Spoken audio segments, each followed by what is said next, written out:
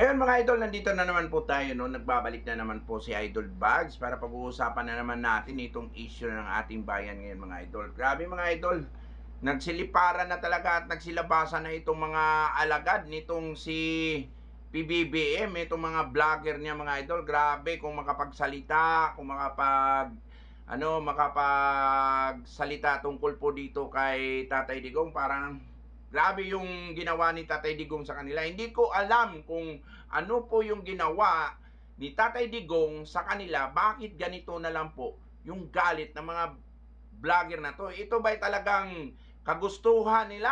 Yung sa puso talaga nila na magsalita sila ng ganito kay dating PRRD, o talagang dahil sa bayad sa kanila? Kaya ganito na lang sila kung makapang-insulto sa dating presidente natin na talagang ibinigay ng buong puso, ibinigay niya yung trabaho, yung sinserong trabaho talaga para sa ating bayan. Nakakalungkot ng mga ganitong klaseng mga vlogger mga idol. Kaya panoorin natin mga idol itong mga ganitong klaseng vlogger kung karapat dapat ba to sa simpatya ng taong bayan. Ayan, panoorin po natin yan mga idol.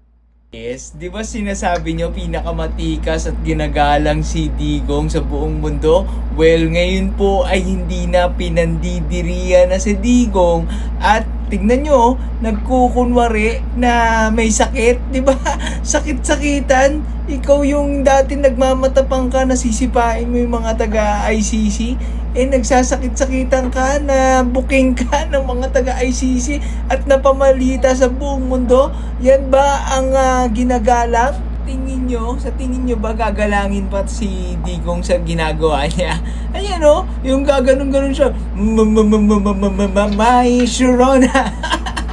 My name is Rodrigo Roa Duterte. Ibig sabihin yan pala ay pagkukunwari lang at napanood po yan sa buong mundo, di ba? Kung ikaw ay may apelidong Duterte, ikakahiya mo na tong taong to eh. Pero Grabe. seriously speaking, Mga ganitong alam klase naman vlog. po natin na kung bakit siya Nakakadismaya. nandun sa ICC. Kung pwede lang, para may pagtanggol mo sa Tatay Digong, ang sarap hamunin ng suntukan eh. Tangina, gigil na gigil ako dito sa vlogger na to eh. Hindi lang itong vlogger na to ang pinakagigil ko dito sa mga bayaran na vlogger na to ni PBBM. Sarap pag-uumbakin eh. Nako, kakanandalaiti to sa sarap. Paratang ng mga taong ito, no? Dahil kinukumpirma po yan ng bagong Makapagsalita, lumabas na no? testigo na kadikit Grabe. ni Sara Duterte. Na Makapagsalita ito nga po yung mga sa- issue sa magnetic lifter, nililink kay sa pamilyang PRRD, Duterte para bang at kay Michael Yang. Ayan o, ginawa akala pa niya niya economic napakagaling advisor. niyang Ayan po yung magsalita. bagong smoking gun, no? Si Makikita mo Ramil naman. Madriaga na may affidavit at magsasampa talaga ng kaso, no? Papatunayan niya po yan sa korte at meron pang mga ilalabas na ebidensya na nasa cellphone niya. Hindi ba kayo kinakabahan? Well, actually, yung ICC na issue ni Digong, bago daw yun mag-issue ng arrest warrant, almost certainty na ang conviction, no?